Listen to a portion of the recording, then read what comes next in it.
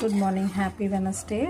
இன்றைக்கி என் பையனோட birthday. So கொஞ்சம் நெய் தான் ஊற்றினேன், பட் சில ட்ரிப்ஸ் அண்ட் ட்ரிக்ஸ் ஃபாலோ பண்ணேன். அழகாக ஒட்டாமல் வந்துடுச்சு கேசரி. ஸோ இது கலர் கூட ஆட் பண்ணல, ஜஸ்ட் லைட்டாக மஞ்சத்தூள் தான். நம்ம ஆட் பண்ணுற அந்த ஏலக்காய் தூள் நெய்யில் அந்த ஸ்மெல்லாம் தெரியாது. ஸோ நான் ரொம்ப வருஷமாகவே கலர்ஸே ஆட் பண்ணுறதில்ல. குங்குமப்பூ இல்லை மஞ்சப்பூ தான். So kesari ready. எவ்வளோ சூப்பராக கல்யாண வீட்டு கேசரி மாதிரி ரெடி ஆகிடுச்சு பாருங்கள். ஸோ எக்லெஸ் வெண்ணிலா க்ரீம் கேக் தான் பண்ண போகிறேன். ஸோ அதுக்கு தேவையான கொஞ்சம் திங்ஸ் எல்லாத்தையும் ஆர்டர் பண்ணி ரெடியாக வச்சாச்சு. நான் கேக் பண்ணும்போது அந்த ரெசிபியுமே ஷேர் பண்ணுறேன். சூப்பராக இருக்கும், ரொம்பவே சிம்பிள் தான். கேசரியை சிறப்பாக மார்னிங் சாப்பிட்டாச்சு. லஞ்சுக்கு அவனுக்கு ரொம்ப பிடிச்ச பன்னீர் தம் பிரியாணி தான் பண்ண போகிறேன். இதோட டீட்டெயில் ரெசிபி ப்ரான் பிரியாணி பண்ணேன், அதை நான் அட்டாச் பண்ணுறேன். ஸோ அதே தான், சேம் தான்.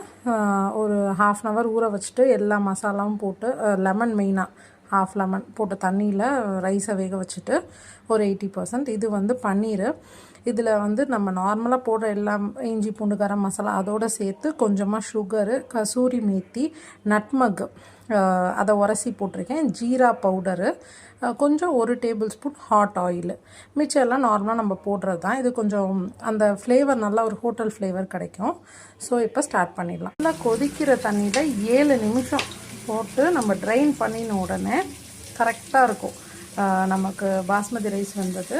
நீங்கள் ஹோல் ஸ்பைசஸ் எல்லாம் போட்டு 2 வெங்காயம் ஸ்லைஸாக கட் பண்ணி நல்லா வதங்கட்டும். நான் கொஞ்சமாக எண்ணெயும் சேர்த்துக்கிட்டு மிளகா லைட்டாக கீரி சேர்த்துருக்கேன். அதுதான் இதுக்கு டேஸ்ட்டு ஹைதராபாதி பிரியாணிக்கு.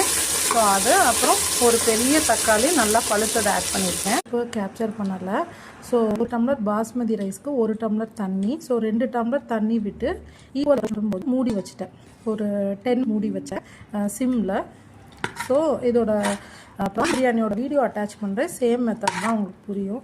ஸோ நல்லாவே உதிராக வந்துடுச்சு. நான் எக்லெஸ் கேக்கோட ரெசிபி நெக்ஸ்ட் வீடியோவில் தனியாக ஷேர் பண்ணுறேன். பிடிச்சதான் சேனல் சப்ஸ்கிரைப் பண்ணிக்கோங்க. பாய்.